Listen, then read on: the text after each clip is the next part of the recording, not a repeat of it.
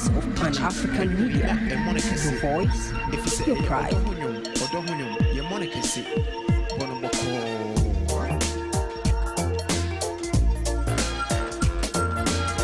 Voice of Pan-African media. Your voice, your pride.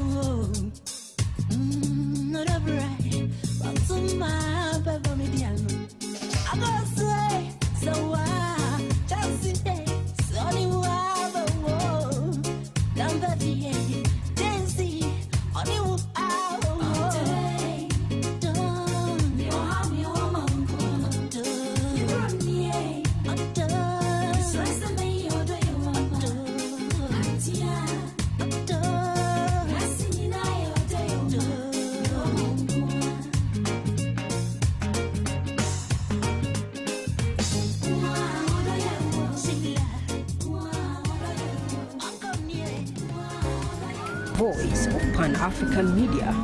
Your voice, your pride.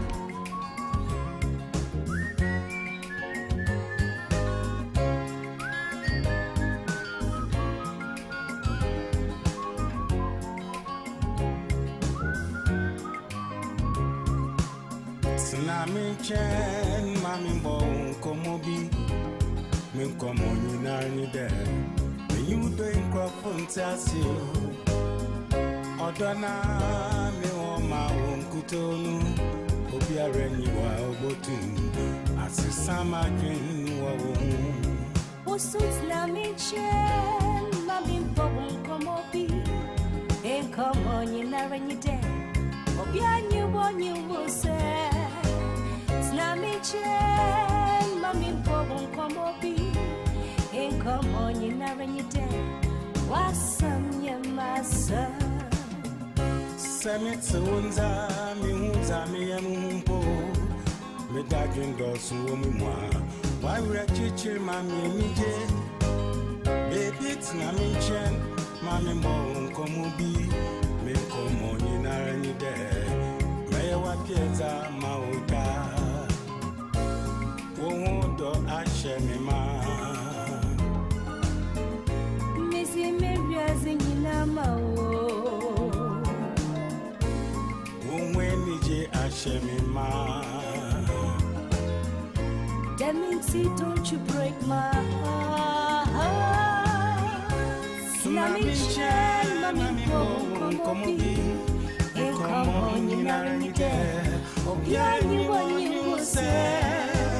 Tsunami chen mami bon komobi e komo nyinari de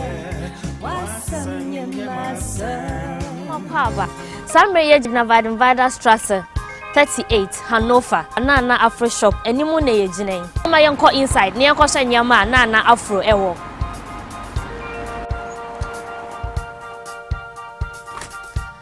Sese Nana Afro Shop inside na yeweyo ye wantuma odo bebre ye wo kente ye wo meba wa abrochire eba no lace so a eya na nkofo bebre nim say ye ba no abrochire ha ye ni lace apapa ba oba na afro shopper ye wo lace bebre ye wo sheda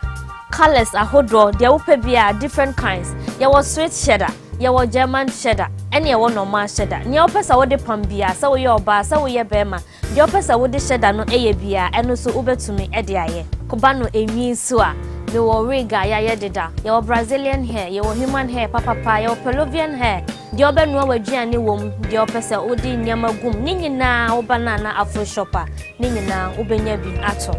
na afro accessoire ana Africa aba abrochi medawas yo atiefo ne ahwefo a mo hwe yen eba aware mu anigye adwumadie yi so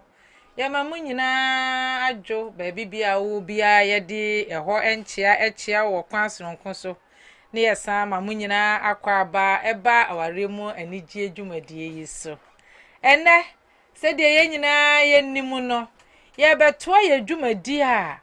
ye atu din brofo kasem say sex in marriage ai aware no mu agrodia ewo mpamu no ai eno enene yesa ba beto aso na ye bra Samuel Akwasi Poku ye da wase o se wo hwe ye efri kumase ai o se my regards to you wife and kids as well as DJ Willie aye sister Lydia nso o se o hwe ye mamo nyina kwa ba enne dwumadi aye bedie se de ye nyina ye nimu no mabedwafo a me ni wo mu di dwuman mi kogya wo mu ho enye ye wo mu tia wade ase epa wade edi do e ma ne bro so yen sister Lydia ene mema wakwa aba e ma wajo e ba aware mu ani di dwumadi yi so ye na ma ye je so obani asante awade mu doctor Mama one. Ne namba choma joy. Yena mama one. Akwa banso. Yena. Akani nyina bo ma to abo. No. Because said there na obeto to bomb no sa na esam so meka bom to bowo. Ware mu anigye adwumadie so na wo hwe ye. Me pa cho bo modie na frɛ wunua bi se omra na wo metie bi. Na eka kire wunua bi nso se onfa na fidie no ento Facebook Voice of Pan Africa Media obehu yen okọ YouTube nso obehu yen ewo VOPAM TV eho na abehu yen a ye di se dwumadie ya ye di bebie ni ho a wo fa wo behia agi se VOPAM TV so ana se Voice of Pan Africa Media last week Wednesday bra bi frɛ me wase mama dwumadie mu die no eboa pa na sa topic bi amene Dr. George Amankwa Kumiye ye no se be ya nka monsa famra biem a eye depression no wa request se ye nsa famra efri se enu na ekuyen ye nyina ye nim de atu ye nyina wo Hanover Germany ha ye mbra bi a wakogya ne ho free feet floor abehwe fom arehosem ye fa kwanya we se suma busua nyina so yakọ ye ma omu nyina yakọ na ye nim se baabi nso a na yere da no nso no awurade ebepagya no awade no ensem wom se de last week me kan ye no ensem wom pa na ye mienu a ye hyede mo no ye na ye nim ne ye famu agise nyame obem agise nyame bem obade nyame aboye ho ban asa de yen aba na watwudwumadie yi so bio ye da na si bebre se de yen nyina ye nim no ene ye da yen engineer DJ Willie asepa wo chinchim mfidie ni maye enyo ono a enka ye nte ha nanso so ye te ha nso yi na eye kasa adwumayokuo bi a waso yasene a ene ye kasa ya no dindin nyina eye nana afro accessoires ono na aboye chidom ankasa waso ye mu brane ye chia oni ni kunu uncle ya bi ti ene wo mu so ye mu ayamadwumadie nso koso na baby a wo pelezi papa to a wo kwa wo benya bie eye nana afro accessoires woton chains woton Brazilian hair bibia wo pe bia wo kwa wo benya bi na esanse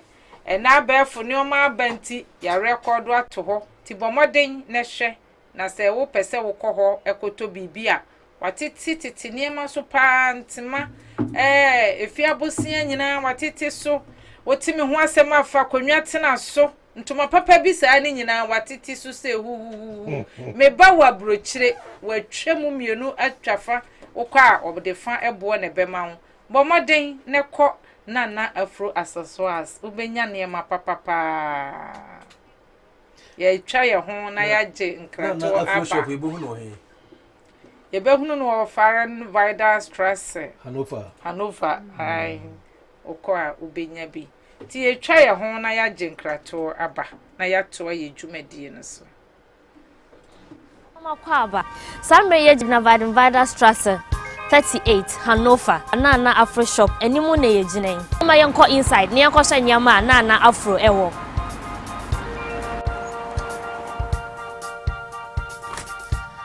Sese nana afro shop inside na yeweyo ya wantuma hodo bebre ye wo kente ye wo meba wa abrochire eba no lace so a eya na nkofo bebre nim se ye ba no abrochire ha ye ni lace papa ba oba nana afro shop a ye wo lace bebre ye wo sheda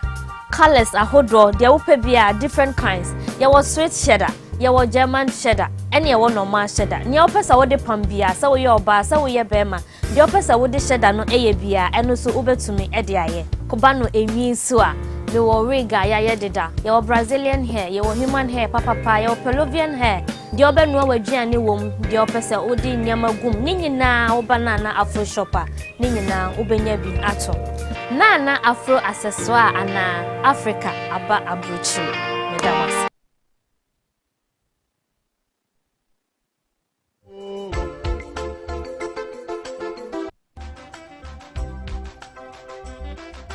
Voice of Pan-African Media. Your voice, your pride.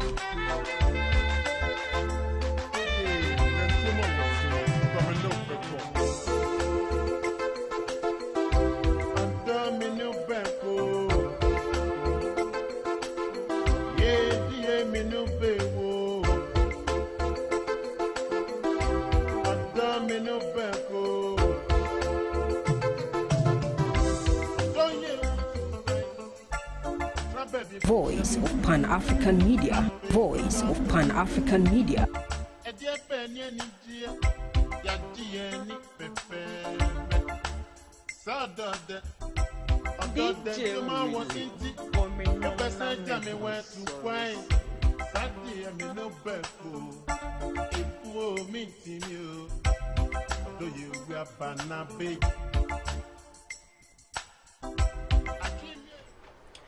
Yo, atiefo ye twa ye ho ayasan abase kinkai aware mu anigye o Twa na yakɔ. ai na bia ni wa uja yakɔ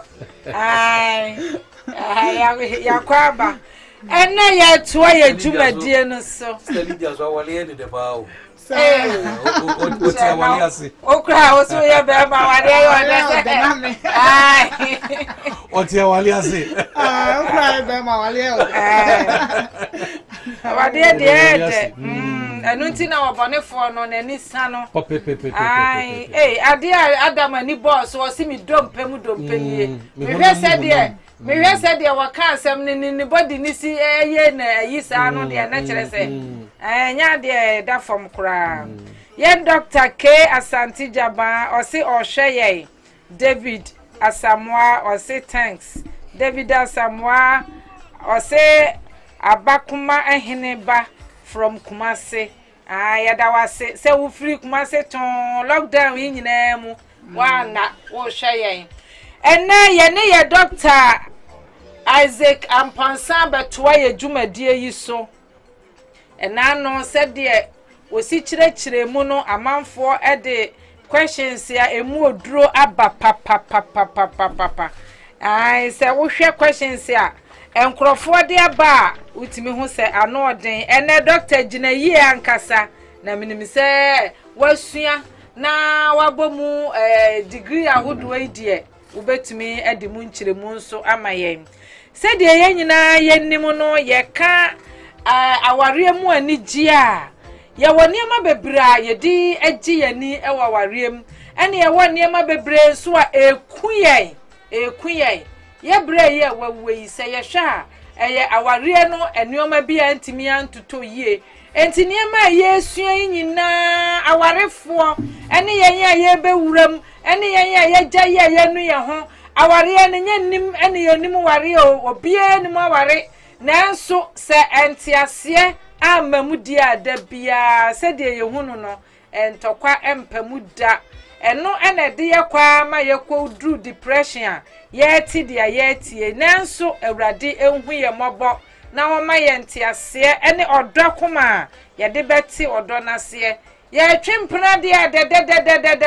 ye kowura ware animu a na aya asem last week me kan bibi se ye mienu abo ye ho adagya hyefe ho no ye nya ne enim niema ye fam eniema ye fam enu nti onipa no anam ha ye se bibi anya no obehu na wawu eye den ena otumi ewu ye bibi koso ontumi nka nkyere obia ene enkankan ya brochirefuo yi wasem to abonte ento ho mpa ye pam bi kabane de ahyew nenya wanya de bia to wo yenti obia suro se bibi hanu a obeka na sem de akyere ne yonko efiri se oyonko no bekata ne de so na wakobie ne yonko ne de so nanso ne ye besua bibi a ebeboa yen ama ya ware no anigye no atumi atsenemu ama anigye atsenemu obani asante ene mi bisa se ye kasa awade kura mu anigye a ene de awade mu anigye mama ansane e be frɛ doctor ama na badwumadi yesu mama medase sisi a waka asem bi ho o se ye twempena de a sisi ye yo o se ye twempena de a de na yenya wale wia na afi nyonyo opem se wa samu ya wokan yi se wotena se na wo hwe abanu no menu a why na de nyonyo ne ba mema ya be ma no de oba no de nyame ya adoma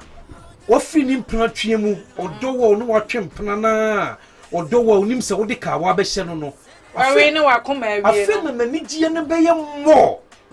na ye mema no so no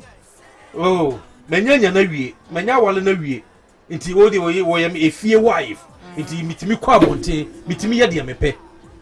eno na de nyonyo ne ba mama awade gesin pratwe bebre sa wan timu ase a ena bohu sem pratwe de se awade de sem pratwe bebre because wonya wale oba na wo ye onfi pade na se mumri no antiase ye adwuma mama aniema ekoso no ye binim prade na ye memma no ene ye mindset no ema ye divert efi ye niema pa bi ho because oba na ye de na sifie ene ya ye no house wife ene ye si am say sister Lydia person challenge me kakra am so person challenge me kakra I say of alewa ma o ka no enye mema no me hu ne say ma no binom e ma no binom na mema no so binom by ma no dodo na e say ye ware ni wie dia so far as how the ring ga shine nsa no onim ne right oya no o pese o pejachiro I know my right na say o ka chiro say seminar certificate ni tame enti asa na en na de nwonwono ne ba because obabi wo ho a ye ware na ba fie na nkale wa fe na oba kire se oye madam ankasa wo ne etwempena ne dia onyi ni suban di enchiro but so far as how the ring national nsa no akọ court Ghana or akọ court na ya sensan no ho na obeyi ni suban di achiro sister Lydia so I know my right sister Lydia uncle ka se na mana e ma ni bi sister Lydia o say the bia me ka say ade bia bisi but we have to talk about percentage ankale wa percentage de bia percentage bibia ebi besi oba side bema side ebi besi but wo hwe dodo na e na be kire wo se we mu na ekreti sa e man na o be pagya mo ring mi sei e dia kire se me I know my right no so wo de ko ensanie nu a sister e go form but ye mema no ho ye mema no e na ye ji oba ni si ho wi a na ye musa fe de ma wale oba na me fe de ma wale ma we ni no me de na si fie one me na wo ba akum nenu oh you say dem de na si fie afi na ye be chesi ababunu e ma wa bonten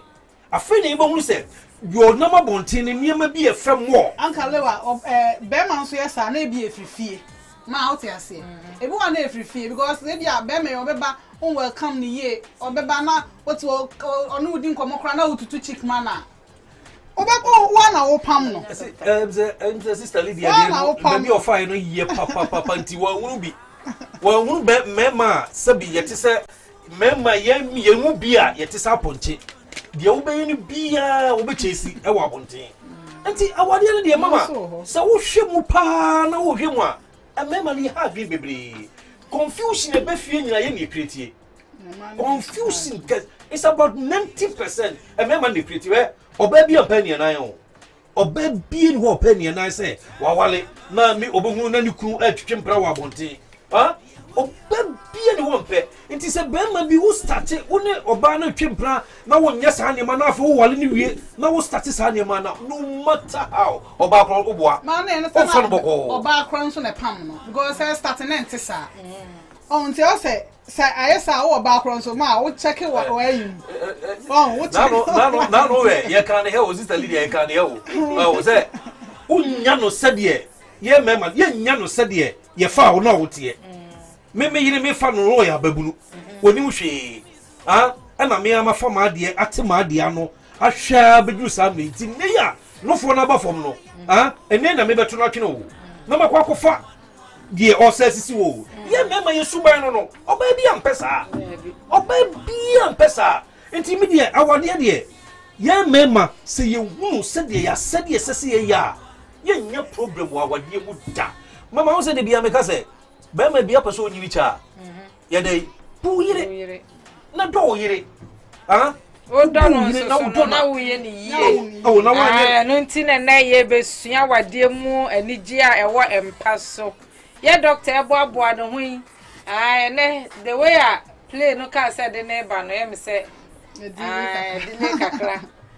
nti na ye di we ye di animu na ye besua sex ho asem ti wo di abomodin na subscribe like na share my why na frɛ wo nua bi sɛ o metie na style bi koso na emwa no a wamfani tira nkwa wuram ene ma ye fa mu bebre di depression ba no sex ye ka ho asem ya so adibi ba pa wo hwɛ kwan a mema ni bi fa so ne mada be ma no kura ai wo ba na de e be san na ne yem ahye no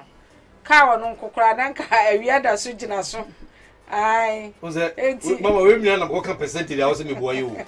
wo mo yem hyi wo mo ni esua eye kakra bi mama wo mo yem hyi wo ma na dwunu ye kakra bi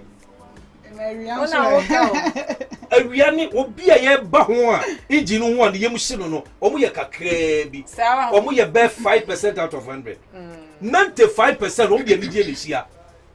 95% on de anigye ni hia eno na yanwia no ma no se wo be ma no wa keka ho anyere wo ho a na ono so de no honam ye ne de bebrebe no na o divert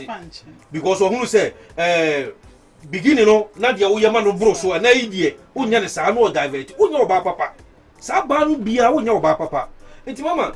sa depression no asam na wo kan me obi afra me biu aka bia kire me ose eto aso pa because ade ehia pa yemwe wo wu Hamburg Africa awurade mfa ne cleanse amen awurade mfa ne cleanse pa na se wotie audio na ye maame bi a wo ye audio no eto achi maame no ono so afro show okasa kama pa wotim se ono ne tu Africa o mana kwankyere bebrebe na depression kuro ya o ana ma papa yi depression kuro yi ena ma papa yi akoja no ho ato ho ahwefo mu a wowu mama depression kro ya on enu ti na me ka say ye mienu hye dem ho no say wo mo che say wa bo oba no ama oba no a collapse enti please for buy no ena wo so omo so on fa ne ma mfiri fie ho ti wa kofa bi no so ebi aka me san kwakofa aba ena okọ back on a okoko jana edito enti wo mu mienu no until say maame no be recover ena wo be hunu adekudi e wo mu ti eniema na ye ya nkasa ye de wodem a ye se ye ya awarefo no e very very serious ade a ha adwen Yen brother Samuel Akwasi Poku was my greetings to Mrs. Jaba Lydia and her kids. Adjoa Ankuma Mensa is watching with you. Sister Adjoa so share and bras Poku so echia Dr. Nene ye enene menyina. Yada wan say me pa mo cho mo mama dia na mo share my na mo like na mo comment. Why na ebre na aso doctor ababa besi Hanover Airport to say kinkin ya de no abba Voice of Pan Africa Media studio ha oba be she ni dwumadie ya se Dr. Bonsa ya pa cho ya ma wakwa aba eba awaremu anigye dwumadie so yo mommy meje woni ye tiefo ni ahwefo nyina so mommy mi say body na dum ti on ho ye na me adum ye ho ye pa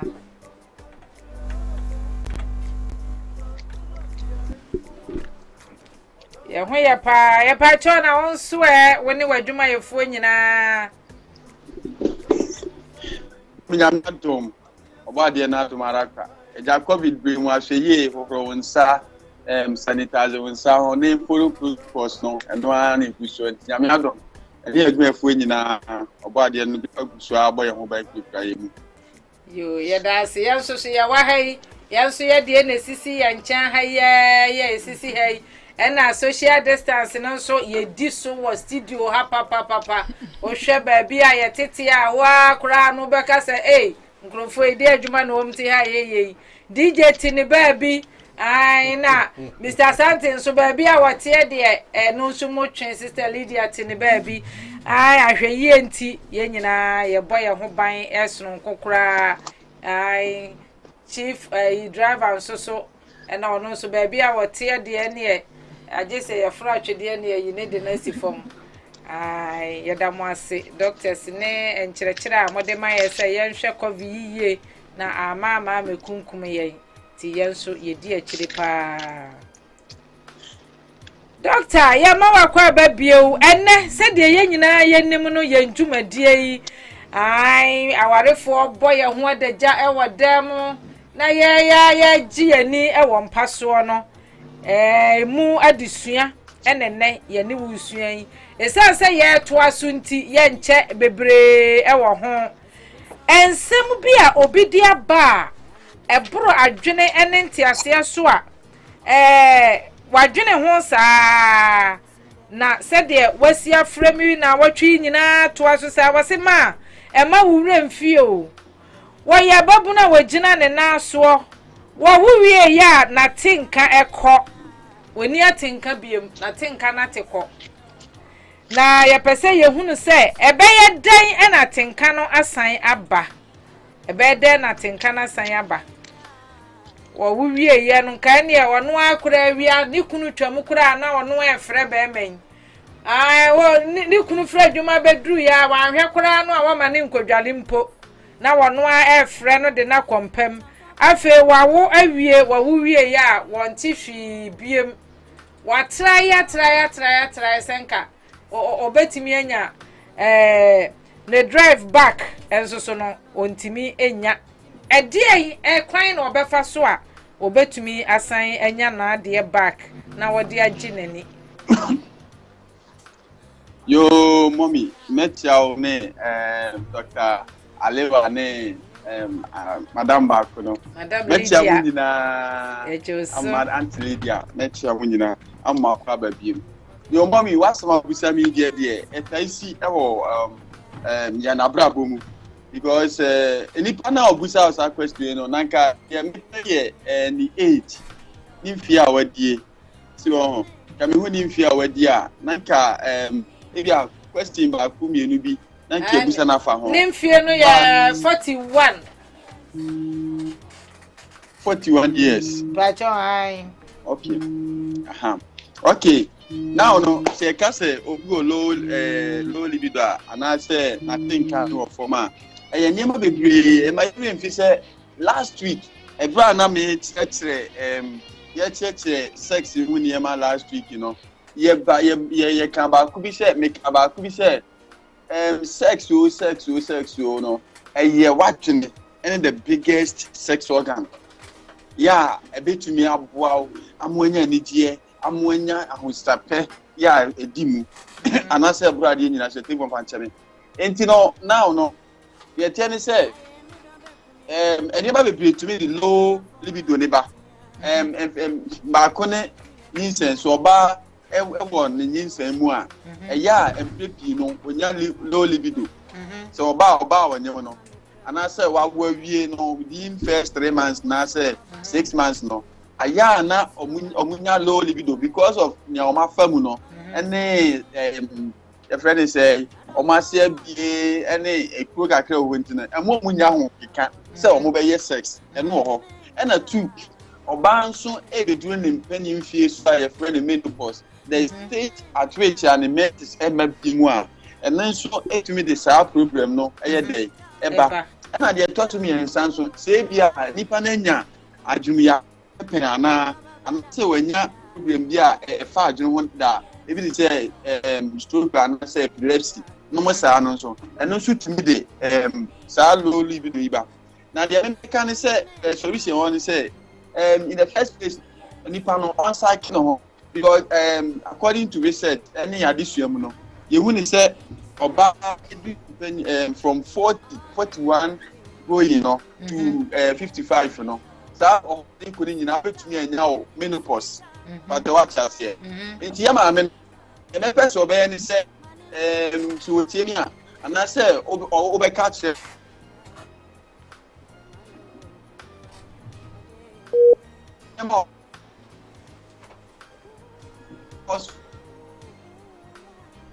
What sort of hello doctor hello mommy papa enti the edi also and say onko ni doctor ona so onko gynecologist now on share ebia na onya ni menopause age na ide edu no so 41 no obetumi anya ni menopause obetumi anya ni menopause so early because according to research any addition and menopause na start every right near 45 to upwards but obetumi anya depending hormonal changes na the system ni no obetumi anya from 41 going enti obetumi akohu the doctor ana dey talk to bi omu so on psyche na adwene no so on psyche na adwene bia na obehwe na bi esi bi atwamu a na nkobo tie for fanche na ye line no ase higher kakra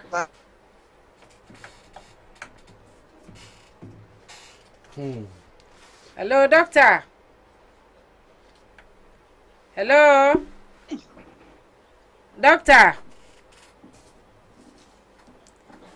yes sister Ajua Akuma Mensa or say I really enjoyed this program. May God bless you all. Also God bless you be what ya da se pa ma wani nye ho aware mu anigye eno so na ye guyi said the doctor CH remu no o kirem ama ye hunu se wunya 41 years na wo betumi akọ anya o menopause no enti watenka no so etimi etekọ ene eyasemu ai o betimi doctor abaso ana hello doctor mitina so e ba chone twaye so enti se na America no unya free from 41 ere kona banye enye nipa na o ma menka we ntum fi say health sector no and I say medically no ye nyina your immune system nye pe na your body stature no so nye pe enti ne esi obi mu no enye the same thing na esi for instance say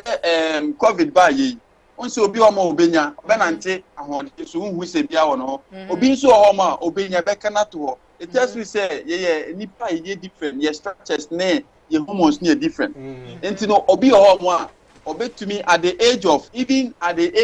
35 obetumi nya the menopause at the age of 40 obetumi nya depending nipa no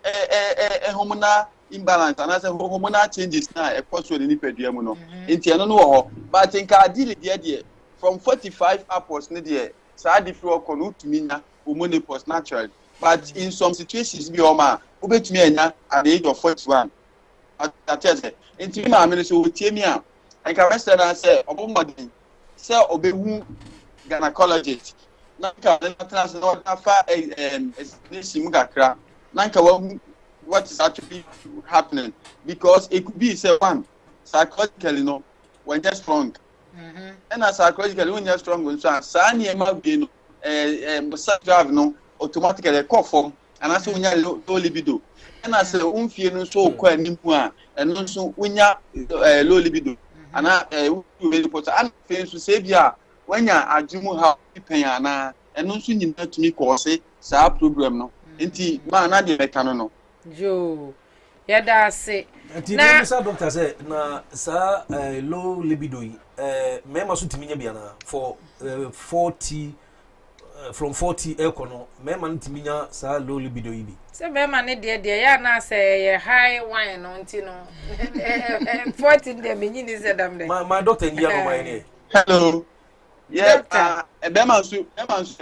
timinya bi but me ma de no aya na more at times no aya na enye low libido per se but once onya because something EP erectile dysfunction so onya say erectile dysfunction na ebia no hun to me sorry and I say of course I impotent ni ma ajana to me cause that low libido because when you need to be as obey no me okuri ade no sorry anadum enti e mani nya anije nya ho cast obey enti e kobasa na e fi anya ene na da ne kana dum so na doctor me pacho me musa we inform kakra enti me person musa se ben bi so timi tena ho be say 1 year 2 years na on have a sexa and also betima mana cause situation ni mana yes and also betimi amana cause because the first place no obebusa won say enti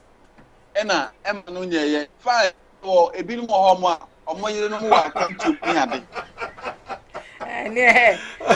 practical doctor na ne ho akire ne ha no doctor Pacho yetio pa ebinim o mo omoyere no mo wa kwamtu no anasa onu be ma mo wa kwamtu no ba wo fie fine sa low libido ne ba difficult ubenya erection ana obema no be pita say adubia ni ho emma otrim say o konkra mpompodo na fa wo ma no enka wunya odubia adwo be emma otrim sa bibia sa de bia no even enka natural way na ho ma ti bia o say ade no sorry kra no so wunya sa atinka no and sometimes ubenya kra na say adwene bi ma imagine no o adwene eni so but here a case obi o mo betumi atena babu so do san san be kanya obeda sorry no hu obi abo say obey dey ma huna ma me condom jere e wo fie enti when sa transfer na eja adwene send information that come as here na man pija when it happens this way there we dey free but situation where ba say sa 1 year nyina and see with trim da say me dey obey o kweje because you na consumer na say nam Ghana he obetumi akosia obey bi a na me ni wan kata no no bi na beka hu ya obun say ade ni bonku so hu in the sane ma we not me ante afimu ni na se bi anto dia any na problem wo unya na so then you have to I tell o share na hu doctor na see me tell no treatment Yo, ne. Doctor, practical doctor. So what? Why? Wama with deep wine pa. Yo, doctor, na me bisa kakra say bia be ma bi de high libido na. Bia wonu ankasa kura wotena se eboro ne so. Eno no nchiremu bi wo ho a ebetimi ate akofom kakra manana. De bia dada kire se anopa awia nwumre bebia kire se wo ya ne se wo wadwuma mu kura wan hwe obepie fra adwuma makope bia koyo bebia wonam bia ntimi se agi bebia ma no eno no saa no wo betimi anhunu doctor so beti kakrama no anase ne de nya ba ho adwuma de bia ne ho biem se bebo ane sa Debbie, who you made your mommy? What's my tummy? Say, Bemania high libido, and never be brain a bemu. From a woman in balance. So, Obio man, you almost be your man, dopamine. So, sa chemicals written about you say, a dose of Bruce, Nipaninya, Sati Cano. So, what I say, you're highly addicted to sex. In the sandy panel, obey to me, ye didn't call hospital. Ye be sakino na ya man ye not do so obey okay na obi so home a dro bi home a wo ye fa wo fa sa dro na etumi otinka ekosoro so e dro bi say dopamine sa dopamine ya make kan want me say ye de ma o ma ya we friend of Parkinson's disease say ye de bi ma sa enipa no a won say na tinka ne tumi kosoro but say after some time e ba kom and obi so home a health condition so on we bia na tini ku ana say do dey chum no anya ajumga any ade nso mi ema ya ha libido enti in all this no na obi so man natural we na situation bi but naturally no we high libido no sometimes you do go rehabilitation houses na ya can am not say don't come counselors na o ma counsel wo mo na o ma fanti yem any chechire say the be ya obejai omo nso abeba ebeje normal memfa we say ya wa we mu ani je die obama bi o a dani dan nyina oba no so we this say o yo asori kwani a ebe ya advisable so be report na ma wo sofo na wo sofo na tena se because asori bi o ma ye wo elder say o first marital issue so o mbet na say na o ma ayedai o na fantiti ye nchichi obejai ana say medically so to say the American hormonal imbalance medications any other conditions need that there and no if you have a treatment or that's something the man say you get treatment now the person becomes okay they say your war we say medication we say Parkinson's disease the man dopamine na e man kosoro it is a pressure on na you form you will just do now on na you for many who come normal that is the situation it more times say obi o ma we need program so nyina na the best thing nipa na also you say report your husband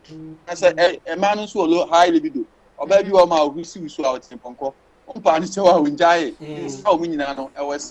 we say ye di o mo ye report ma ye na asofo no ni asofo ma me no di o mo tena se no mo kasa because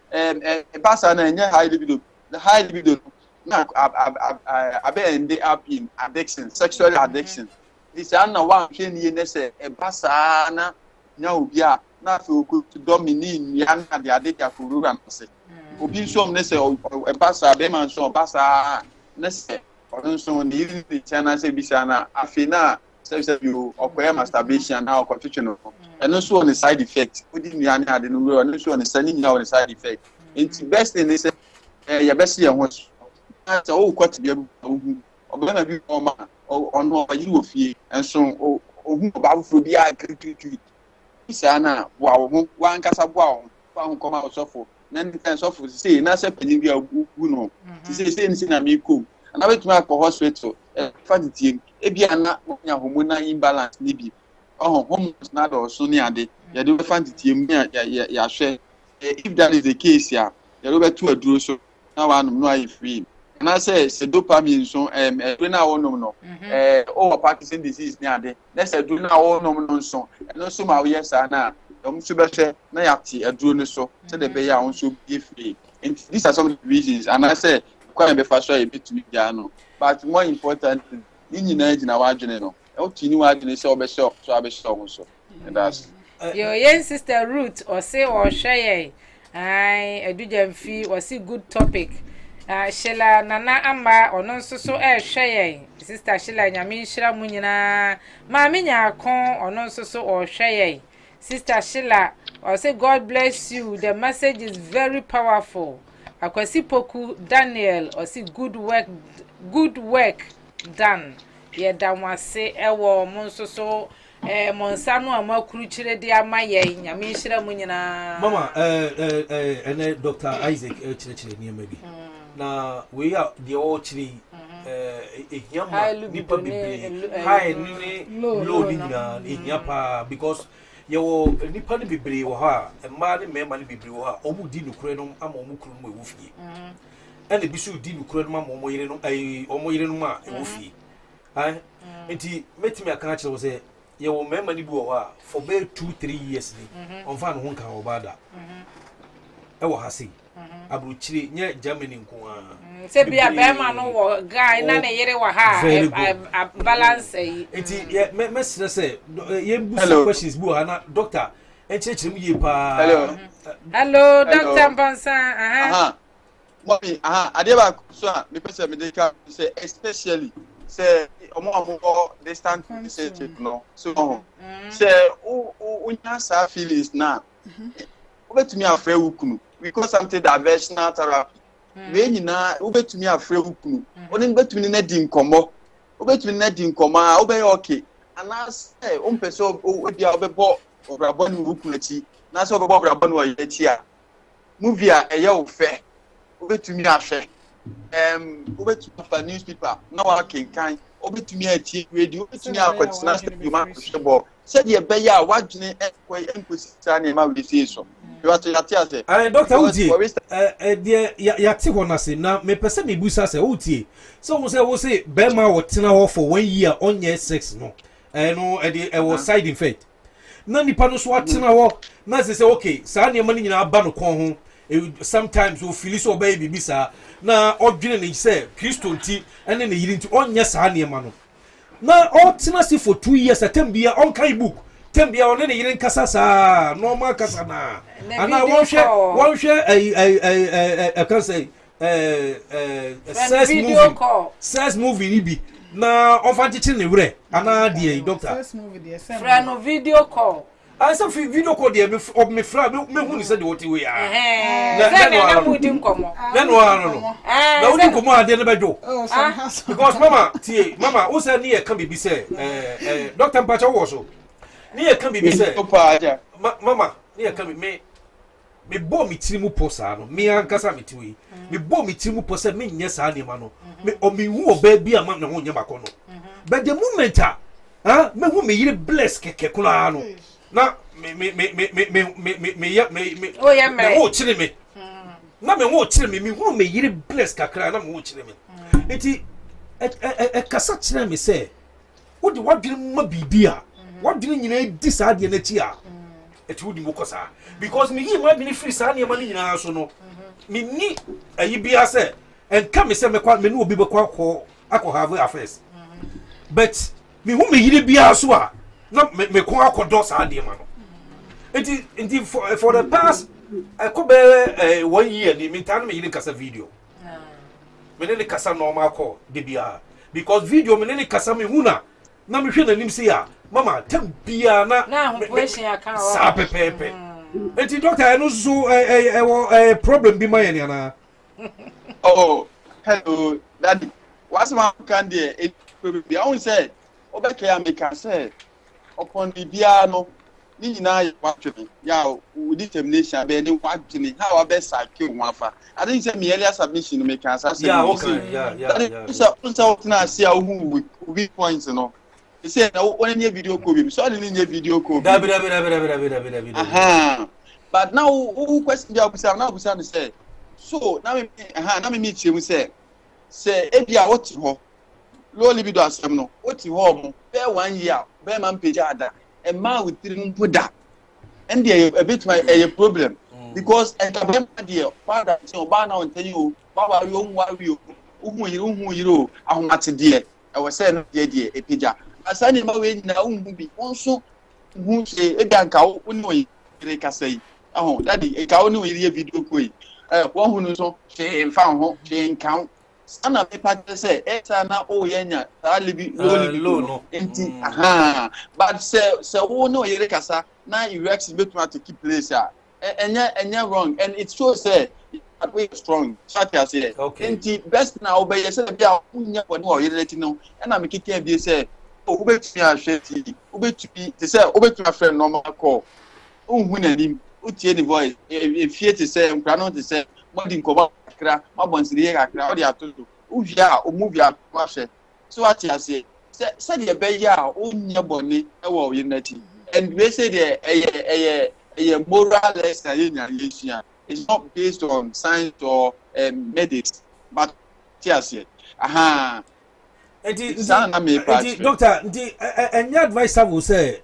Ben may be a situation, Mono, men come man or body or saying it, but Ben may be a situation will be me a channel who back could be na what me the ama one ya a yikakra.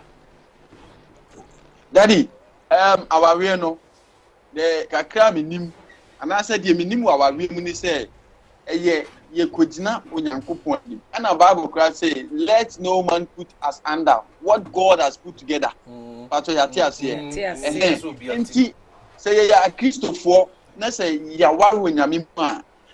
say so very de beba na mom kai obose bia na no bi kojina nyame anim say ni bo say akosu amansa on na rekọ enti the best thing is say eja say e de wo na say cha only thing wa bruchimemu a only thing abia so be twa plane ticket no abafie ene ne oba wo ye wo yere 24/7 no ye wo dia na mom say me ye kakra boni de madafu me kan sem o si boni ye dim extra classes yo boni bia ye boni it me for opportunity say so me for opportunity so atu minia no ma omo akwantum ne ye yere no mo akwantum ne yekunu mo akwantum nyina afo say nipa no woni woye wukunu wiase meme nyina hu no ana so no kwa na apel wiase meme nyina hu na so no kwa na apel bintu akodi akwantum kakra say o ha olido kosoro a ana say winya feelings for sex ya freni pa na nkasa one kasa obey okay ovia na say dia still na program ya ofe ana say the local movies ya be wow the two men so should be abeseria how you know no betumi from wanda onya bonemo so opportunity business obetumi abafie abehwa wo yere na betumi abeka ho na wa ye no abeka ho na bone ana say obi ade ebekọ onyame atembum no na ye yiye ho afiri mu medamanse you doctor Yadasi yen sister Ruth or say this is so important to Alewa. Hi sister Ruth how there here no papa because obaja is tifie and no so hi brother Joseph Danso Japan or sister Lydia no size sister Ruth or say ayeka yo doctor question for fra obi say at the bama ye bisa na me kura obi say ye no na me yem ahyeme wo se meme ni bi wo ho no mo a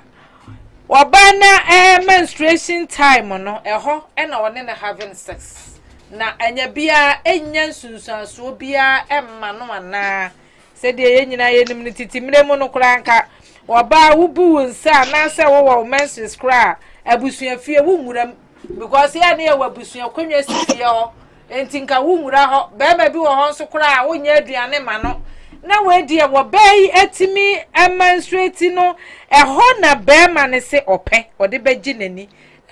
enkoye abusudi amaye me kan ye se ya tu ye ho punu mu a ye hyemu no awarefo ye wo problems pa ade na enye na efiri wo ba ho apie no ho na bema ne se wode ho ne beye nanigye enti doctor ho no chire mu kakrai eye ana ya de ba na de beba ana de nsunsu aso sa nipa no a wotumi ekọ wura sa de yi mu so wode gi nani no oye normal Hello, okay. Me that's it. Any kind of better question we have no. We say morally. Maybe how now me the most so called medical kakra. On say so by any menses ya hormones juma phases, menstrual phases, follicular phases, ovulation phases, and luteal phases. So as I say, some phases when hormones na there juma. There are some changes. Ana mama so bacteria bi we harmless. Your friend no normal flora. So normal flora we say no or mase ho. Enti during menstruation because of hormonal changes ninti aboa no obetumi dane e be harmful to the woman and in so be ma achieve on panchami. So okunu anawa yire no okoso ne yire enya encounter na mukoso have the sex ya aboa no e be dane harmful nti say be infectious ya friend yeast sa normal flora no e dane be yeast infection nti say yeast infection we say no abeso obana nti the more na oni obana da no e infect ubema no so ho nti ebe kaka no ubema ni ti no na swell ana agwa ho no so ati ase e fe no balanitis ebe kaka bo se ubema ti no pollinate to ubo se ho ye dey aso to ma omo yire no da omo menstrual periods no atam no side effect na benya na two so when no yiri nya ne menses ya 28 days o yiri tu ngosia no koto awudie ni 28 days bema no bia ma mesia no nti sei ngosia no asai ti adan moja ana apia babonte so ho nti apia ba no eyi no so say prepare for uterus no ana awudie no so say prepare for edi ngosia for Friday aba so Pan-African atam no Media. wodi obanya sex Your pride. ayi bi ama ni se yes na mbom se bia aka be 5 days na ni se nature sorry moja nature na se oni aka 3 days na se ni se nature na se oni oba ni da dia no ke wo ni se oba ni betumi ni se but oba ni nya menses dia sa atam no first week ni dia 14 16 days first days ni dia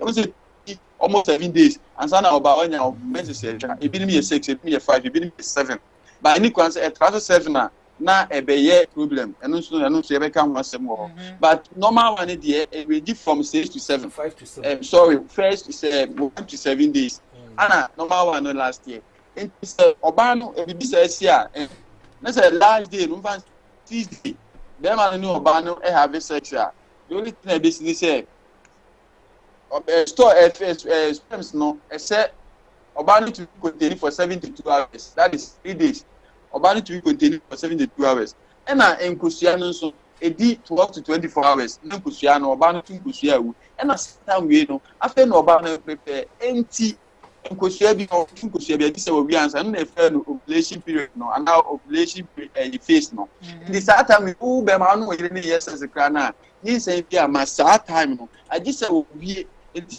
after 7 days na ubu no and I say awutwa ni mu na siesie no ho awie aya obetu nkusia no aba na o spare ma besia no nti so wo yire enya no menses na so ne da ni nsem bi ama nti metu of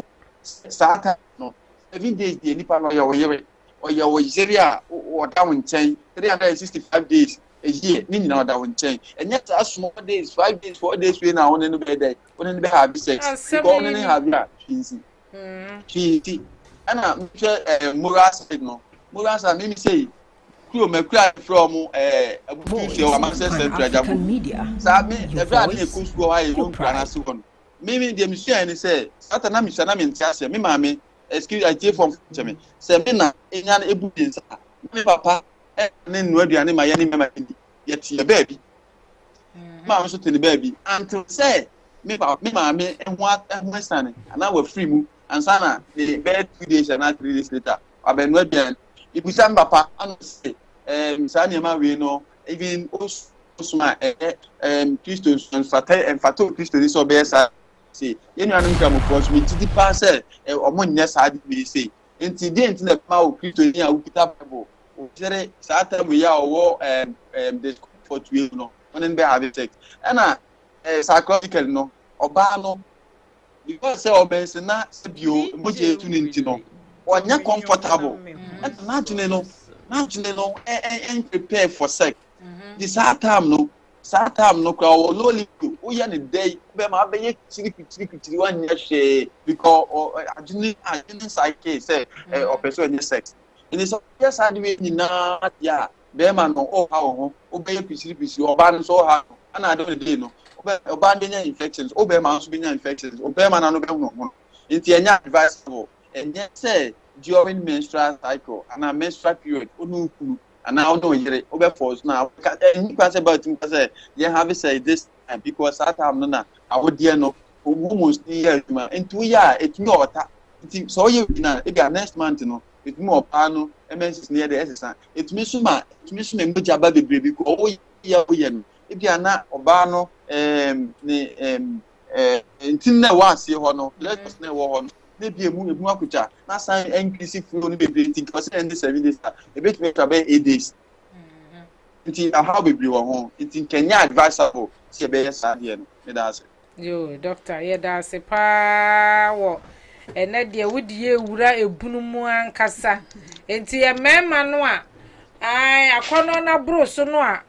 ye defa ba bia emfa no ye sere mo ani die mu oba no woni mensesa yesre wa hunumobo wate na enkoyie sa se wahu se ade no ntwa yie na eno a so ho na wo se wodi wani die ekofa mama edie me kaka me kan se edie be nti na oba wa wale na woni ne tena for rest your life won kwana nyina woni sa ba netie na wo treat ni yie na just 7 days untimi nya time ma no edi bentra say ne no high libido no so high libido no bi no but also unya abutre so wo yire no so do yire no say the doctor chire mu yi those days ye nyina ya ye bi pain but mfaso ni so mfaso the doctor kan nyina say obi a wo tie bia wo go say experience ni obehunu ni nyina say ma bi etimi nya babaso ne ade nya wo no mo kodeda de bema ya bema wayi obema ya no aye nyina ya hunu ni nyina bi pen me kai say those days no say bibi sa ba ye so a ye de ye no mayi to pa yellow and black no ani pito to pa yellow and black na duro kese pa no wo di bo pito na ve why okay enye kama say yes a enye nti say obi tie na say wo no oyirete ama say o girlfriend kwa na ne tie a nya time ma no say bra wa menstruate na wo try say wo ne beda enye wan kasa anigye de wuntimi kasa bi nim oh mama to bo ase say minim bia wo ba no na wuntimi nya say anigye no but say du ba bi na say wo be man de anigye beba to extend say wo di suonyu twam a kokko ni nyina afiri mu enti anigye de wo ye de be man no benya oba ne nya wo be man no benya ho na di suonyu ni ko twam be man wo betwam be man wo betwam wo so betwam bia oh asampa no make ato wo di obi tie me amesra no frɛ no nka bi wo be man wo do nsa ni suonyu no betwam neat na wo wi a wo di wa de wo benye mo ni je but say the doctor kan ampa ye nim those days na say problem bebre o mebo doctor na wo se afahin na swallow ni tiri ho anasa ne fahin tiri ho me ba ton say be ma no ye be ma no on say omucha ano hospital police ateno ehono inflate na eswele atena no na nkasa atena no obu se gugu hu sa oh ye hu bia mi se di pito ni me pa cho mo ma me mra na me bra kwajo owusu o say very educative program Dina day or say wow I'm really enjoying the program mama weja or say or share da munyina se monkoswa na mon share na ene baby ene wa benya sa nchirechire we age se aware mu anigye ye pesi ye ye haw ne amane nyina free ye so enka we de enka anigye mu asem na nka yesu na se de enkrofo de questions ba this week no se de we mu nyina be free ho so oba wo saati bia we mu a em se anigye na ye ka na nwie peye enti wo ba makura wo ye wo ba ne saa no anidie mu aye pa achew ensi ha ya enye wo se jai enye kura enye mma ye bibia na wa wo hwe na wa de na no nyina so enye kura ade kwankura wo be fa so a wo be sa de akwaji wani atano so ano no sensan gu ho a mama ne hene no ho ye catch mama do ba gba this is do ba obi di ni sashen botom ti say awoba obi di sashen botom pa say enso no titian no na ni assembly no titian no pa DJ ko wo di ho dance here what you say DJ de oni mo se ko camera no eti say ene doctor mi a cheze say de bia say ye yes ani man ye ko fa infection baby ye o man ni mema ni nanti yesre yemfansi ha ya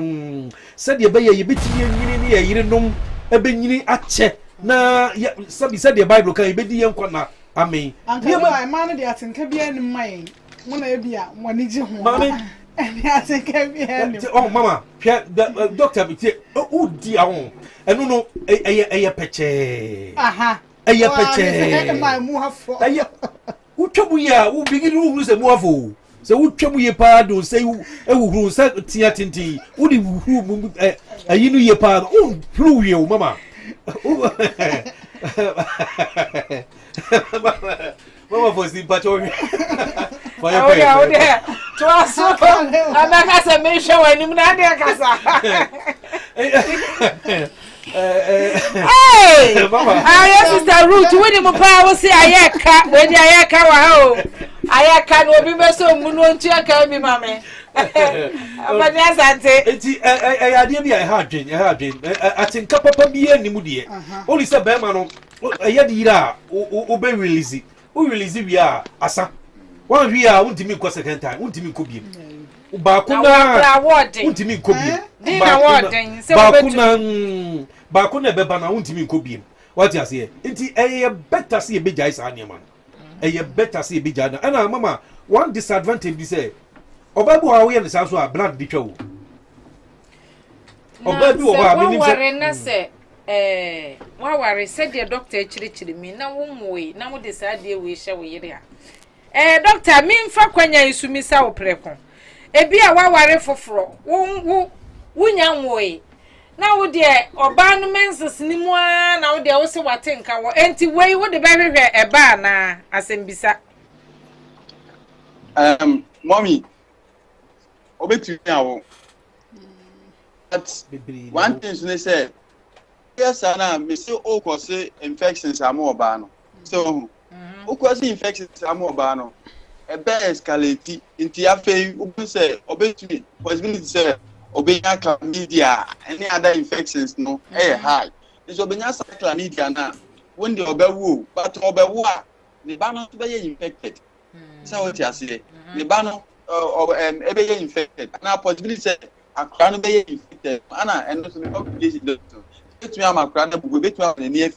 ani ade enti enke be advisable say sa de no yen kan this straight on records enye medical the papa ana medical no enka nothing bans but oh yes I do say oh cause so spreading infection because nipa no or process mu almost no release a lot of things na happen within 7 days and I want to go bed in back home into how ba no go say be nya hormonal imbalance into go say the menses can to be assassin time and the menses can be assassin or 7 days you try bet me as more than 7 days obet me a crowd ba no na me papa can say me tell obet me the you know one year from now year wow the old man to crowd with stress I will come obi ba na na aye ne sa no ade bi o moral no enye perfect enti oba no 27 days no and then kwa anya nka ebe ye day enti na o ka kire me a our people afi no ma wa we ade we nye they don't have to entertain that in their marriage and now on their marital bed no they shouldn't they shouldn't. Oh, Banson, when you are messages here, I want to video ban 2. Now, I don't know, how we have so many infections. Sure, sometimes there has been situations here. If you are not, what are you about? Say, Obano, Ewo, if you are, you will say, hepatitis, and my friend is saying, HIV, you owe more. For Oba be test na be man negative Oba positive enti man say Oba no e bi o nyane me ana be man force ne da ya emoje ba e na HIV so mainly by blood contact enti why imagine o e bi ana be me yon kwatwa ga why you ga wuntu nim se o yire na wa no aware for ma for na make an wasem you when an entrant enti when say that so ya really say no dey say wa say it is so onene da jeba neda no say moja ka krampo koso obema ekuro bi hu ohu a eno anu no wonanya ka bi bi say ate ase enti enya advisable say ye be sex during menstrual period ye kind of period enye yes so a be tu am oba no so na America no the menstrual cycle no ka possibility no ye high say e be sesa mama o kan bibia na me pa cho me ka bibi me pa cho wo betumi afre na wo de wadwen kira ba ana wo question bi a wo betumi abebisa enne de yesinka aja empamu agrodie o ensunsu aso a ye nemu ai enkampamu agrodie ankaja me pre wo kakra na so apre me kakra me fi wa no ho na so afe me de na aja sane na menufi so ana so na de akọ wie no ayasam kase amaye pa ubehu awaba ne nam ho ahwitim depression didi ya na ye de tete awade no mama me pa cho me nka bibi kakra dia me kan say hwe saade we na me ma na ekosa situation oba nya na menses e no moda no majority ni nyina ye girlfriends wo wona fefa ge metima ka no say awalefo no de e few people bi na yes ade ma ye busa anything because gay bi wo ha obekọ no ho that day no prepare say bi am come gay we ho obekọ na that time no wa ye ade ma no eno na wa odu nkotodwe na ekogu fam wo force ye nti eye guess no me boy na me girl no na security sa ni ma ni bebrebe awalefo no awade ho na ye de ana ne ye beka say wadwene nya adwuma bebrebe eno de enya kula ama minim definitely say awale for no de mama kitwa bi de bitima kosa situation ni kitwa bi na de be kosa situation who said DJ African media kitwa bi na be ko en DJ my friend oni na say me ni na nante ache oni ni nyina en fa ne fro DJ Pano wasam hello doctor kakra so America ho any say ni ama o kan ye no o yes and so tu oba no nya depression because if you ni kuna tena che ni kuna nya sada na we de be busumi ba ku busumi ni ni de me ya asase ye say obetumi atena se adwene ya se ni ana no bi musia ye no depression no extreme sadness obetumi atena se be ma na wura hwa ubon se odinam no akonya depression na afi ekoye problem ama abusuya no nti aware for no ye hwani ntu ye ho fom please ante ma we enye ena me di kan no me si yenya yesi ya aware for ya to ye ho punu mu no ensem nko a sister ba ko frɛ ye Wednesday no wasi mommy niam ya mu chire ide ni kunu da bia wasi wo be fa na chi wasi da bi obunu wia so still na wafa nti ese no be ma no so wa wi aduane kura be ma ne betena se adidie ni yam de ne show na ni bo no so ana ne yam ahye no enti wade de sa wo be hu no na koma yesi o wanyare o enti kuroma ye ntimi nka ye nsem enkyere wo bia enti yesua ade yi bo modern na etna ho ukọ Facebook a Voice of Pan Africa Media ukọ YouTube nso a VOPAM TV tena ho na ginkyere papa yi na se wukunu be ya wo saa watumi aka kye na se papa ma ye nyina ye ntie nkyere yi ebia wo kan wo ntie na nso Dr. Penia o kyere ye ne eman o ma ye hunu nuoma enye na we mu firi ho na ne o prepare na no so doctor ka che se wo katira makura wutimi ma ba manije wo de kofa ne nofo ano a be ma nofo nso ni nyina aka ho no watimi agi wani ye na koba se pa de a e de awerho na yetete ho nsa na hwitim onyame onhu ye mobo sister Lydia na wo ka bibi Sister Lydia em say me na me ka bibi no wa ka bibi me hu se no paja ne nsa ka bibi ka bibi mama sa ni ma sister kasa yo mama na me menstruation ne de na me ka bi se me say na wo ka bibi ma enye because no cry am pass my depression because all of a sudden no kunu te wa onye sa na be hu ana bia one day bi obedwunu hu sa ada wana do akwadi saka wana mamo akwadi saka wana anti esa na obedwunu hu sa be unsu ebi so untimi musa no because sa question so dey anu wodin enti untimi musa enti unso obedwunu hu sa anti anu so kan hu bi na ma depression no say enu kura no the sister Lydia kan enu kura pa because onye bio na all of a sudden was say mama fa woto na just na think kana just say oba twene dia na asie dia na papa wo ko hunu wo ko ye misa me no what na for years na bi won so ye namfo ka ho ma ko group bi mu a mama wo be hu say we ka say me ye bi we si me ye no person say namfo a dwene wo kwa ho wo ga sa dwene wo say e du be ko wie he wadanfo bi ya no doesn't give you a chance say wo so be ko ye bi o enti enu dwene kwa ho say du be ko wie say ade ne da wonim die nya me boy ye mu fefefe bibia kama fe no wo so wo mpe na wo pe he dabi person no omo shia no so anya bia oh dabi say net sa no nso pe telephone etiefo munti na ya wa ha bibi kire wadwene a doctor enya nkoye frɛ na ebisa yei na ono nso so ema wa adwenkire yesrɛ mo a wo adwenkire bi nso a ebi a wakɔ experience bi mu a nso betumi aka me de atu ye hofo bomoden na efa ebra na ye nyina ye mobo ho yo doctor na de me pese me bisa enso eba konso ene se o se enemu no ebi a wutimi hu se kwasoa na be ma no wa ye free baby a oba na tinka ne ba no eno so no etiminya effect bi wo ema no so ana question ya ubusa mpacho ya biebuye asa question ya se ubu baby wo hu bi sei mama mi mu be me say se sex na ekosoa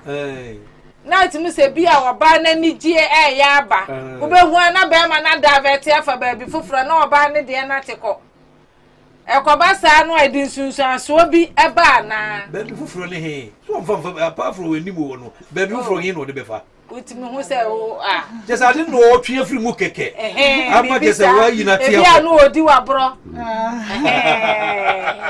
be wa na o di afa baby fufura eno so bi ntakwaba o uni yana me man bebre ho yana sometimes yesuro se man bi wo ho a o kan na no wanyem nti wono osuro se bibisa beba nti ebra ono no ekoso na ne niema na eba na wotwe na ode ogu ofuru so se de be ya onkofa nyinsen bia nti obetwe na aja wode agu ofuru so se ne no de na ye mpna sem na we kan ye ka ware awade ekuroti mama awade esi eno de esi because I content them mama me de 3 years 3.5 years minya 3 it is a who continue Tigana this Mitigana come kumanim tisamle ka metwea metu afrim what you say me manu kom saa biem what you say nkura ten dem do obokoy oh the mecho no enti ya na no so ya doctor abaso yo doctor mommy what's up now busai no no crasem ni say Voice of African Media. Say una oyere have sex let's say you go oriented say pema the dia si you can say ubeje mu agum anaso obebelize agum so u pare oba no carry one ansan kro ware no na waso wa ware enti na ware no enti ubegodi o ya responsible man entia and a two say bia just some de jimani a okay obema no Also, over to me, I use your friend say condom. Now they are preventing say we no over release your gum. Because I am a told them yeah, yeah, and a psychological nation. Am I doing and my man about for me to say, oh, because the can run that. I am now okay, can now the back corner and yet, because that's our dear ba. Nanka Oberman a Guniklino, a dear never about Trima, Ube year film. Neither old or Oberma Bana day, actually be and a basana medical nedia and how bano. And how name of psychological no. Anna obey your with Kakra. Psychology, not to say, I didn't know better.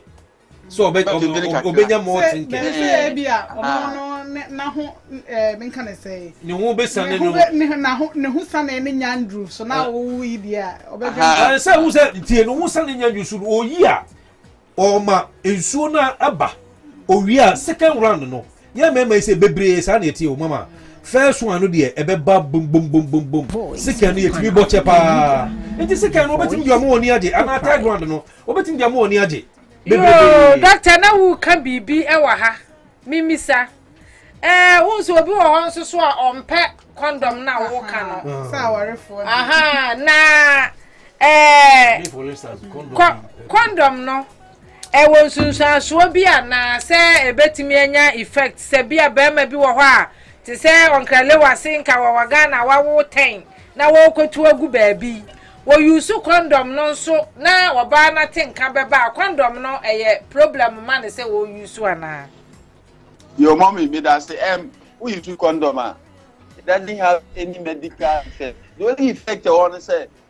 obi o ma we allergic to rubber no. So it obi o ya allergic there. Be a rashes can crave in the be be man no. So obi o ma allergic to rubber no. But apart from that, problem there to see there you were saying, and our problem there too, and so second. Anna, and for sure, one condom should be in the same. One condom, a ball mobile, if free, Anna, two, a boy condom, you're one of the materials here, and our family planners maybe. And it's a use condom, a year to my son the mouth, a book my free STDs, Yaria. They say HIV, they say chlamydia, or they say fungal infections, yeast infection, mono, a bomb home by free home. And I go to Rian on a bomb home by free home. And a two, maybe up and say, wow, or you want them, or you want them a space near. Then I bet me I resorted to condom. Now, that's not another way of preventing early pregnancy. And I said, oh no, you're content them. So I condom needed to be one. And the effect that the professor that make you know, and if I are educated, yeah, and in the Ebema, your friend say, the Bema no, good swank and crack. But aside that, you know, and said, any effect be our hobby. And I am a amount for today say, no, if be yaka or banner say, I am sometimes because. Condom no man in such a way say no matter how open it net please be on the level and no matter how inti a war ring be war anono emia open it na kakra to hu in is a kobata na into me ni sa the only thing be say sometimes by intensity say etia and bia ebema spare na kwan ba ka obana say that is the only difference. But aside that, the condom, you use condom, why we man, who be so be man. Say we are say, say, we say, who say, transfer be obey man, no, then you who say, home condom, no, and as a rubber, no, you are allergic to it, and they do enjoy. And I been sworn sometimes, no, if you almost, it depends you, be almost, I say, was a condom and hold them. A dependent mentality now they call agronism because of the women is auntie. I will be so more second man or no so ne drive no chepan and yes. You see qua you psych yourself but medical in there and need apart from saying out media your voice your pride. Yo yeah that's it.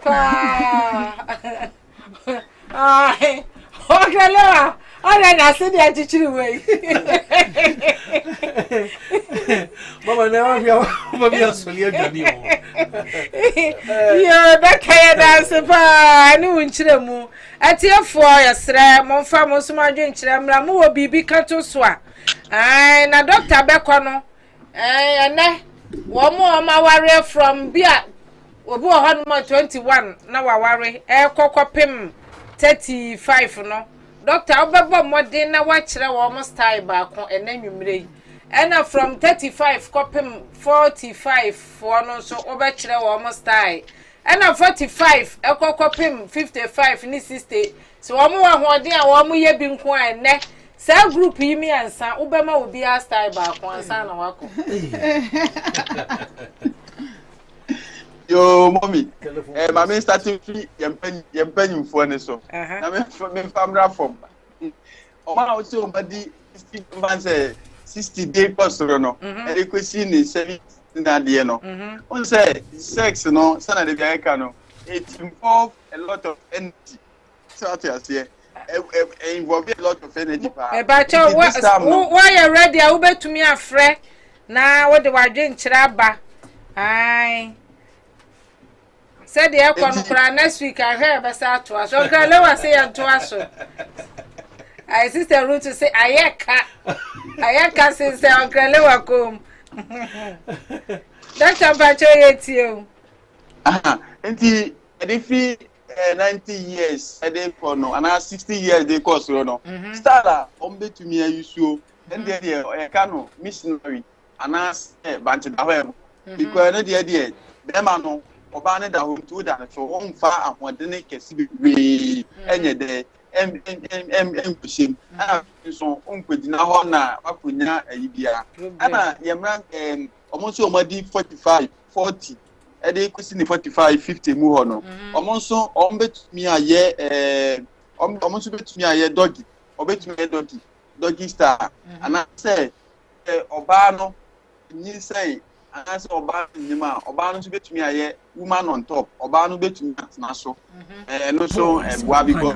no dey omo ho de kakra nti betumi aye ana say obetumi so aye the friend no we all entry obetumi na na da abo ni kakra kokra and omo dey free 25 35 no so omo dey obetumi aye start the betumi aye against the wall oba no betumi e de ne enkenka say oba onyem no ya obo mo 25 35 years no oba no betumi aye the friend no spoon no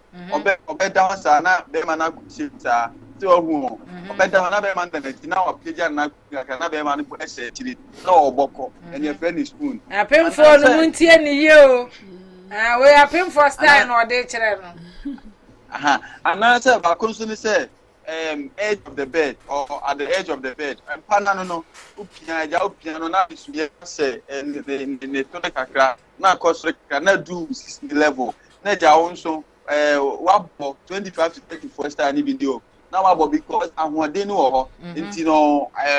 effect no endorse but we are 45 education 50 there another 60 more or try we ya o try we ya o to wuti ni a obeka kwem na obewu because risk factor for stroke a bit me expose you to stroke but aside that 25 to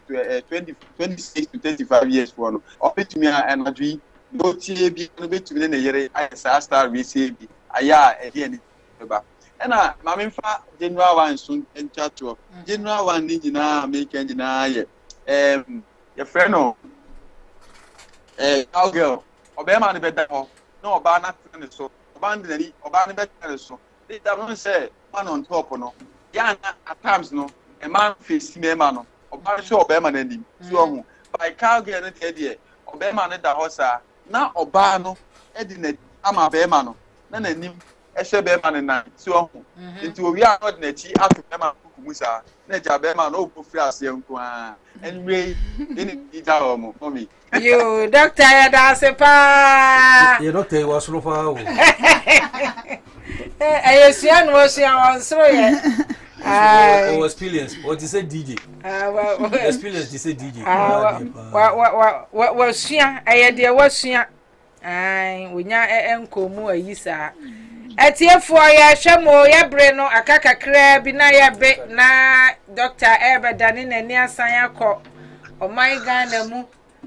lockdown no say wache bebrebe ahwe a corona bi akwa ne nam ne nam.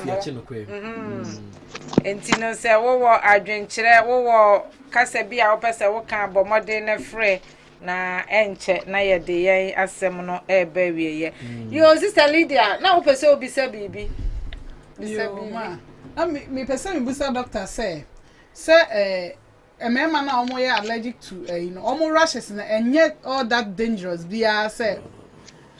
ebi ebe ha omo nti because who protected for eba who ebi protected for diseases bi enti no say who ko use condom na ebe ha wa menye sure say all that infection na beba no be man ha beba be man say be ha no na ena message bisa doctor say man so yen so ebetimi anya infected say be ma use condom ma wa ebetimi anya aye infected. Oh, hello. Yeah. Doctor, it's you. Hello, me ba cho.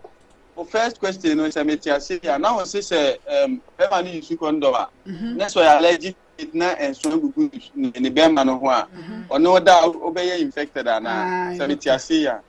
Oh, there be the time e can there be we as a result of infections. Oh, because we are allergic nintina sane ma we na dey e say na mom so an treating no ho anwie na so no oba mum beda na so over infections be there and the ultimate be ma ultimate so what I say because that time no obìnrin can say there is a break in the continuity of the skin a crab skin no so so bio be ma na woman na kata ho the crab ho nti e crab be da ho nti say oba no infection bia na ebetumi akosi sa nkunkun na da ho no so what I say ama obetumi ay infected but who oba no there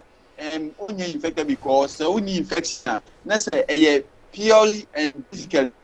because of your allergic to it now there be ono within endocrine channel so mu na so here at 24 hours it will resolve it. Okay. And I say to me it will resolve it and I was just on hospital catch the doctor want to do bia to me resolve it yeah including in ewu but o second question so now doctor let me see your mind so it mean ya infect say ebi abema bi ahye condom ebi on the onye infected by wo ba no betimi anya infect bi wo ho ana me ba cho there be the entire there be ni say condom no the main reason scientifically na medically you dey buy any say e be bo ye ho ba woni ama mi nu ho either say e be bo ye ho ba free infections ho ana say e be bo ye ho ba ama ya wo ya prevent unwanted pregnancies anything like condom buy so say be man no push condom no ba no say bia there is no way to have infections unless say bia condom nothing na them penis ni exposed to vagina no and obenya infections emo say condom ni intact na say ente there is no way ya oba no obenya infections bia asanso na wo kon so say condom no na say be man ni say bia untumi nyam and I will infection because penis no exposed to your vagina and I say exposed to vagina no there is no way to infections basically and never me and I repeat boy a woman free unwanted pregnancy to home and some boy woman free infections so irrespective of the so one the best be man unya infections or be man do the best man unya infections because one exposed and one no. Okay, doctor. Yo. Ebi so hompe. Ebi be. Kale wa say ebi so hompe. Asa ono ne dia nete. Me condom bia mafa bia those days ete. We are not tia be show papa. We are not tia be show kon. Nti me dia condom sam dia Papa so yo atiefo se ene baby a emre be maye na ye de adwumadie no asini ye bre na ye be ai se questions no ankasa na dodo no ade baaye no edoso na next week yes antocho na you go depression because I'm for talk about next week no enti yamfa sex ni si ha ho the depression next time near the aye enti wa mi say question bia no ene doctor say you di si ha dia e ka wo mo e pa wo no style ni bi na no wo kire ye 3 enti fa de aka no so ma na e pa wo no na ene yamfa ye topic we say no ensi na next week no ya depression no so atwa so but one more ebisa depression no edoso ai asembi esafo akobie asembi pononti ama ene no dodo no ese bisa say yensan enkyerɛkyerɛ depression ni bio enti doctor fa one more hwehwɛ a won de no ma yenyen na afi de yenya okwan. Okay. Oba mo hye awo no. Position sha oda ebitumi aboa. Be me be man be 5 na 6. But if I we ntwam say we sex we are. Na say opa wo kwan dia. E ma ho mpre we say wo sorry. O say wo da ho, either say obeda ho, and I say obedo na say that said here and I papa aleva kan. Odo na be trade not less than 10 to 15 minutes. Not less than 10 to 15 minutes. For 9 and I said the whole straight. Said the beya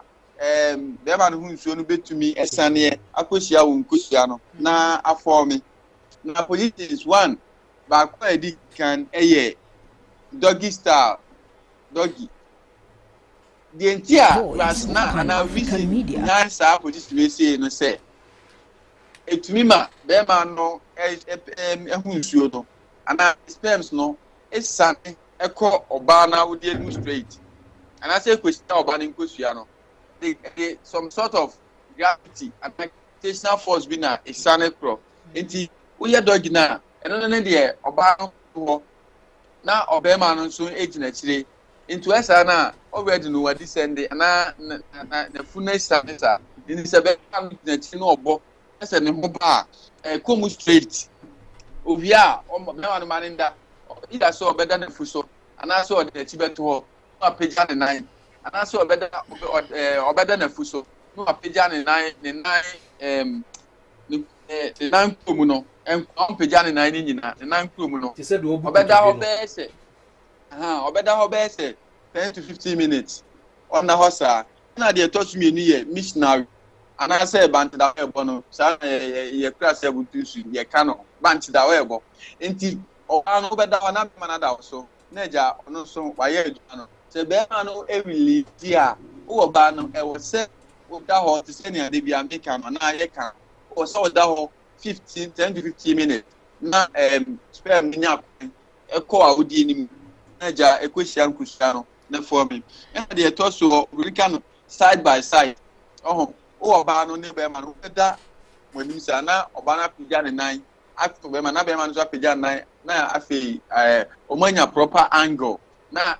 cooperation na say insertion na ya adwuma na say penetration na ya adwuma enti ano no say eba oba ma no mo yesa na say obari ma no ho ba via oba no ya ho train 10 to 15 minutes and sana wa so da koye dia bia enye say right after sex next ope bad ya onantie anasa okoto anasa de be ma no ntu na benya be sense aba nti eno so ho na ye oba kuntu e friend we Pan African Media nti we entry ni so oba no be da osa na be ma afa no oba be ma no be da oba na chi na oba no dedi mu na oba no afu ne to no kakra ama be ma no we chire ho na be ma no so e de affect ho bio enya ne tuo on se esa na oba na sekwan no ebe pie wonten iti be ma no enya easy access edi wuramu enye se ne to na ina access na make and ba oba no na ho mo a ne to ne sa na be any chance edura ho e ma ne kudi eno so wia oba no anya ye kan no obeda ho be say 15 minutes and I say 1 sec no betumi aye change baby because me can't say last at the first at the make I say sex it take betumi take 7 minutes actually cry in 25-30 minutes into me one style sa enkwesi sa 30 minutes into be ma no so hu beba na say bia oba neto so a immediately na kaneto ho na umom onye missionary ana abanti da we bodi bi say the be ya sperm ne be ko ana say be ma no say mo ye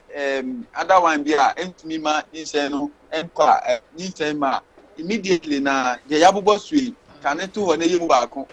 ohun ba ohun immediate na intentem na kaneto na yemu ba ko uvia ma me da ho engina ho be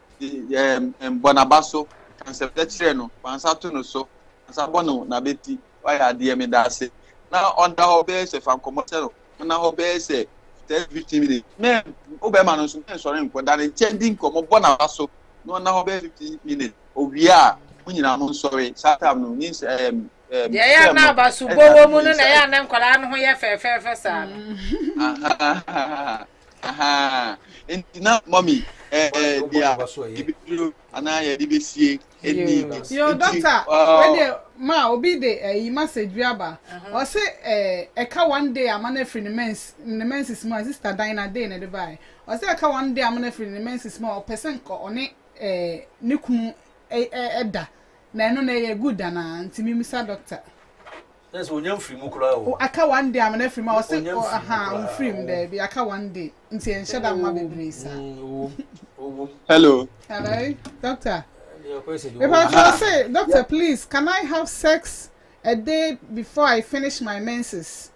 because I always feel for sex a day before I finish my menses. Okay on say hello hello doctor first no dey buy no on say menses me say ebinum dey 4 to 5 1 to 5 days 1 to 6 days 1 to 7 days ena ikini no day why no eba bebre asa ko animu no na etwa nti 7th day ni dey obi okra hu hwe ho ana say 5th day the need dey 5 no 5th day no hu hwe ho so what you say say mo per so a okay fine obetumi aye obetumi ya because say ovulation will take place na be ma sperm it will be oba na say 72 hours that's 3 days no they can have sex the void say blood dia ma so no have na say the last day no because most of times no last days no into 5 day no na blood dey chakra ase ho and the obetumi aye and the obetumi aye bibia so kan and no so obetumi aye bibia so kan 72 hours later so add to fiana obani to go fiana possibility to say any 7 money high into obetumi aye 72 hours later. Sorry last day no yo ohini David or say I love it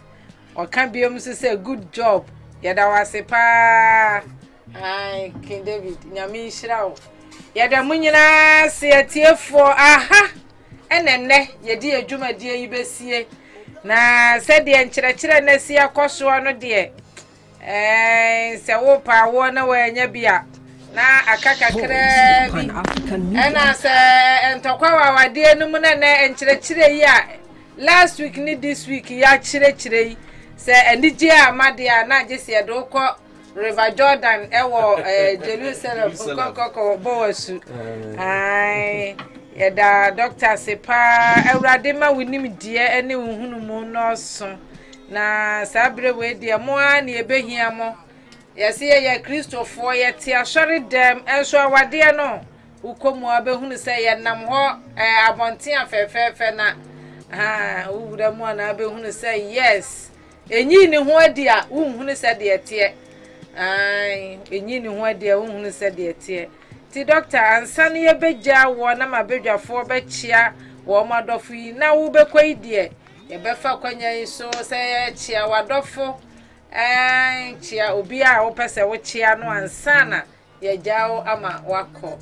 nyame nso onhyira wo pa Amen. Mommy me that's near kind of mammy. Mecha madam me yonko bakupa, me yonko brebo or UK or say UK army Samson papa. Minia me da wasi be na me kan ho. Na metia me Dr. Penny. Dr. Joseph York or was man for Legacy Hospital. Ja one ni doctor ye je ni 70 free enti. Be ara den na be am ko bia me ka bi papa yi. Na me sha no ne yere ma na me sha bebre. I think so. Me near back from Amiki or at Antibekwa, I believe funds. Opposite police station, Ebekwa police station, me share to be what the year anymore, the Abba, my bravo. Man, I was on my page for any papa, any emergency needs. If you just hospital in a and check to come out, yeah, super. Any madam for no all landing in Omunyina so ai chia omo this agata me chia wa fena so kana gata shomanim yada wase pa yo nenye sister Lydia obachia dofo bra ye di adwuma die yi esie yo ma ende me da sepa yedi kan mechi Hanover man nyina because omo etie ye pa nti menchi yedi kan komo omo ye koma ye toso koma me brother and me sister omo operating me kunu doctor minim so tie ye pa and sister boatema o menden ono so tie ye pa nti enyumre dia menchi akakra bi Deni nyina malewa. Ne practical doctor. Aja mesumeti ya Hanover mai nyina medisi ye nana gibo so ene nana akusi Francis so echi ya Hanover mai nyina na mechia ye ni aye sofo evangelist ohene akusi donko onu so mechia no na mechia root so oni Abna Joyce mechia wo mo pa o mo jo so pa ye ni ye sister princess Priscilla Berin mechia no pa na die twatu okura de se wa oni mema me papa bi mechia no na die twatu okura adepabru ni mechia no pa yo. Oh, okay, okay. And the DJ, as I saw with Chia Obi. DJ Chia Obi. DJ, you said the Irachi and Sir. Hey. And I said I was here, DJ Gumi. And I said, I DJ me and I know the me be I know my sister Yoka. I DJ Chia Opa. I. Yo na me ankasa meti he so me fa kwanya so echia me dofo bishop ai me chia no pa ene de utimi hu se de na wa mini senka wo ba ha no bibi na si ne kwan me chia Hanover Methodist fo nyina so mechia Hanover Methodist mechia openi Samuel Odame Odaya no yes steward one ne yire Mama Lucy echia wo mu nyina na mechia me ankasa me maame ne me papa Mrs. Mr. and Mrs. JB Abebio omo wo Asante Afijase ai me sai mechia yen sister nurse bia wo Afijase Government Hospital Rebecca Agenda senior nurse pa ba kon sister Rebecca nsoso onyame onhirao mesan echia sister Tina Hine Abebio me papa namesake no opa onyame onhirao pa Tante Tina nyame onhirao mechia chief driver wodem baaye original ene de wode Mercedes na dem baaye ntino aha na yede yenjumadie yi nyina besie mechia doctor we mestre ye nua ya ofri mu Africa Any footballers in the Ubia, Africa, even Osebonsu. The nickname here Africa. Hamburg. Until the 1 week celebration here, 25th of this month. Actually, 25th. And I say, I would maybe. Actually, 25th, yeah. 25th July. Oh, until yesterday, Mobia OTA Biano. Yesterday, say, Omomodiana, Moamo Ben, and they Hanover, a mine footballers, and Mugua, Kwame Kofone, one Nekikauna, yesterday, Monja say, a China Kwakuchi, and a Kalala, Munina, Munkujan, Munia pa Africa, Yenina, Nabobola, Auntie, yesterday will be Tim in Khan, yesterday, Mopa Chisco, so Tim in Khan, yesterday. Omunga sumna young Timin Quata Africa because I had been pa 25th in Tinyame Adoma, a Chinanqua, and then 24th. That's a Chinanqua China Saturday, 1 week celebration. Into yesterday, 1 week into yesterday, Musa Ubia and Yachni, Yanko. Yo, any a tear for aha, and I did and Juma dear Ebesie, Yachiana Nahima, Bruscote, Hanover Hima. Ya chia obia ebreno ayebe amaye enti yema obia happy weekend mama modena ndey nchire ya amagie momfa enye adwuma onyame enhira obia yebesan ehia nyame ya adwuma dasene aware mo anigye o jana yakohe ne mama ba